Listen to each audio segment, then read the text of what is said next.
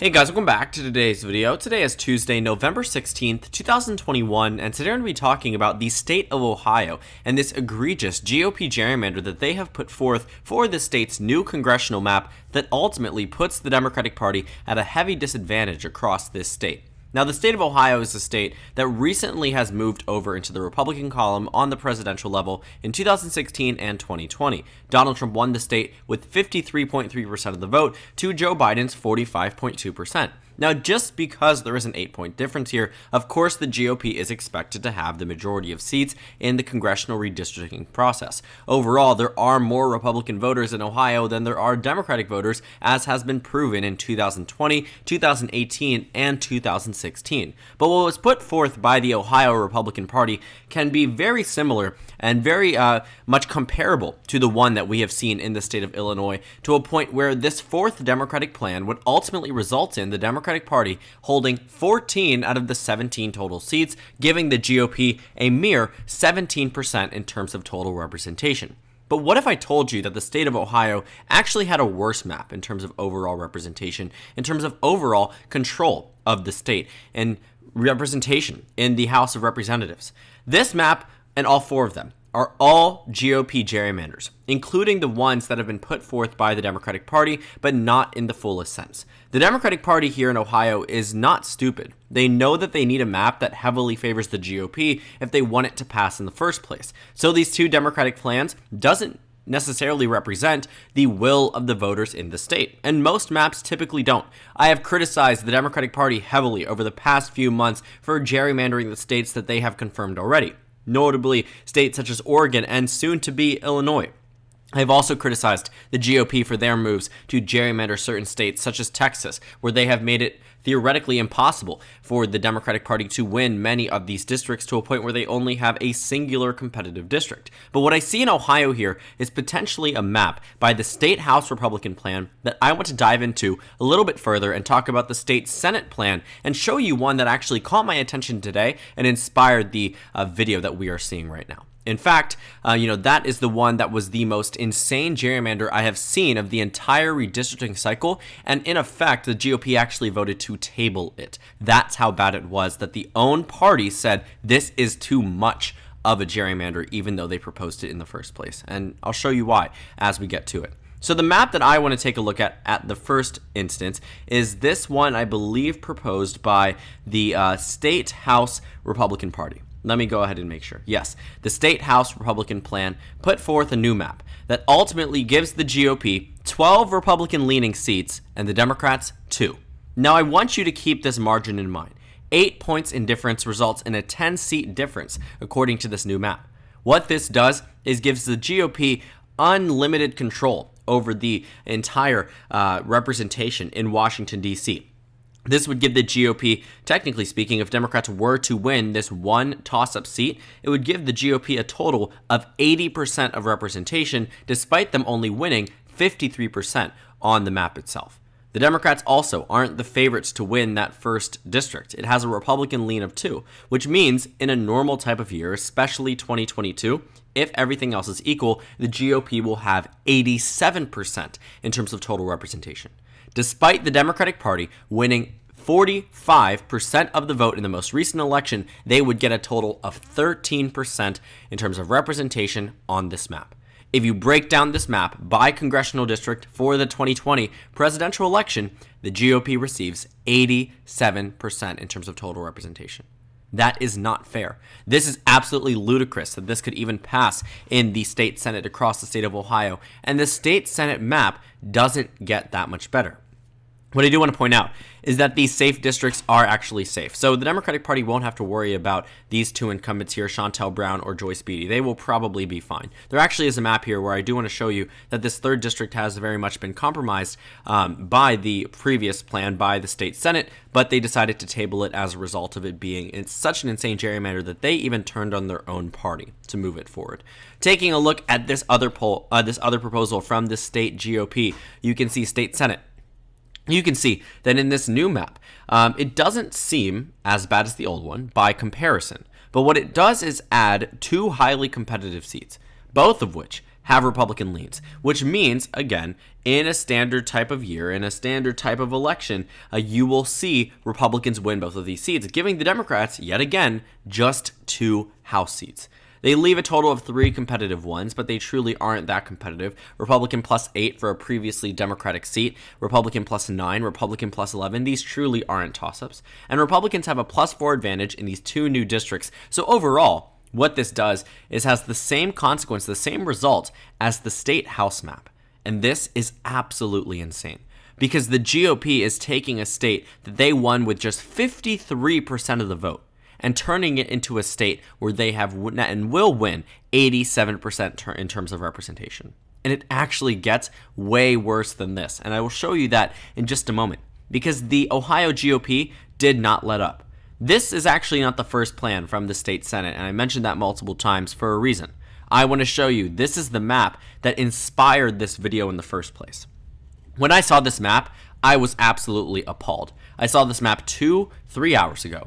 I was in the middle of one of my language classes here, and I saw this map on FiveThirtyEight, and I thought to myself that this was absolutely the most insane map I have ever seen for the 2022 redistricting cycle. It makes Illinois look like child's play for the Democratic Party gerrymander there. So looking at the Republican Party, in effect, in this new map, what this does is give them 13 Republican-leaning seats out of the 15 total districts in the state. 13, which actually isn't that different than what we have seen in the state Senate map or the state House map. But it gets worse from there. They give the Democrats 2 technical seats. They give them a safe seat in Cleveland where Shontel Brown wins with a partisan lean of Democrat plus 52. But this one district right in central Ohio only has a partisan lean of Democrat plus 12, which means in a year where the GOP was able to have a wave election, for instance, 2010 or 2014, what the 3rd district would do is probably flip. With that flip, the 3rd district going to the GOP would give the Republican Party 93.33% in terms of total representation from the state of Ohio, in a state where they only won 53% of the vote in the most recent election. 93%. Think about how insane that is. The Democratic Party, in turn, would get 6.7% in terms of total representation. 1 out of 15 districts the Democratic Party would have given a year where the GOP does phenomenal on the national map, which could very well be 2022. This map was so insane that the GOP decided to table it hours later, but the fact that it was proposed and put forth is absolutely appalling. There may be a number of close districts, but again, understand the circumstance that 2022 will be in and what potentially 2024 could be in. Ohio is on a right-way pathway, which means these districts are only going to get more Republican. To have them drawn in such a way that they're already so lopsided, so inherently leaned towards the GOP, means that the Democrats really don't have a chance. If this map was to pass, it would be a done deal for the Democratic Party if it was to make it through the Supreme Court. Which brings me into my next point. These new maps with these insane gerrymanders actually could be struck down by the state Supreme Court. Now, I preface this by saying the state Supreme Court is Republican-controlled, and they also were Republican-controlled the last time we saw a map that was proposed to the general populace, to the Ohio voters. This is the map that was given to both Republicans and Democrats back after the 2010 census, when Republicans had complete and total control over the redistricting process. 2 years prior to the 2010 census, Democrats actually controlled more seats in Ohio than Republicans did. Following this map, the Democrats have been at a constant 4 seats and the Republicans at 12. With that map, Republicans have effectively controlled 75% of representation in Washington, D.C. Even in 2012, where Barack Obama won the state of Ohio on the national mark, Ohio still had 12 Republicans and 4 Democrats. That's how lopsided this map was. It was already gerrymandered insanely, and it was brought to the state Supreme Court.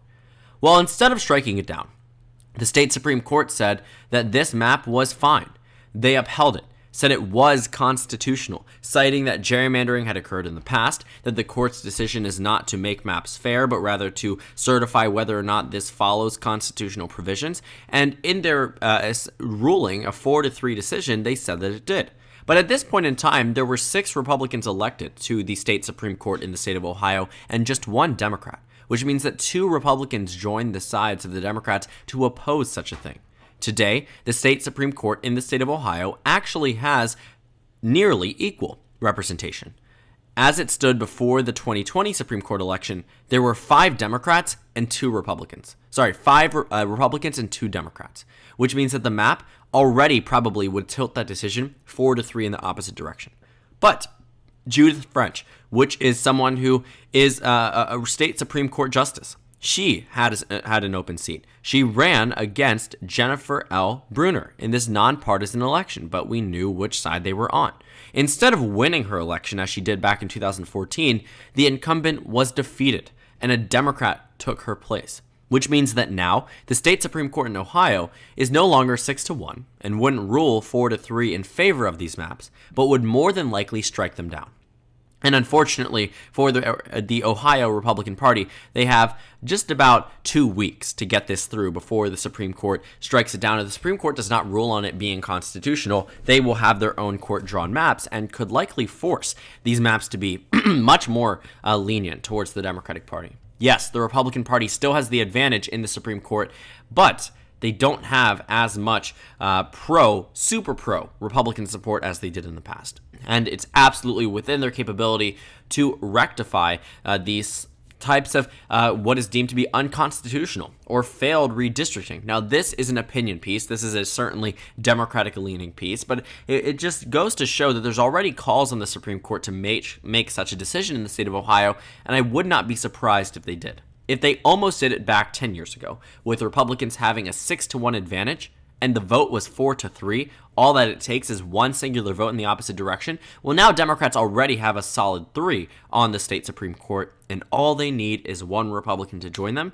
And in fact, the Chief Justice here actually was on the opposing side when it came down to this call back in 2011. And more than likely, she will be on the right side this time around and will shoot down these maps and say they are unconstitutional and cannot be drawn in such a way. I mean, just knowing the fact that these maps were upheld in the past means that the GOP looks at this and says they might try to do something even worse for the Democratic Party. And they have already tried and are already proposing it to the entire state.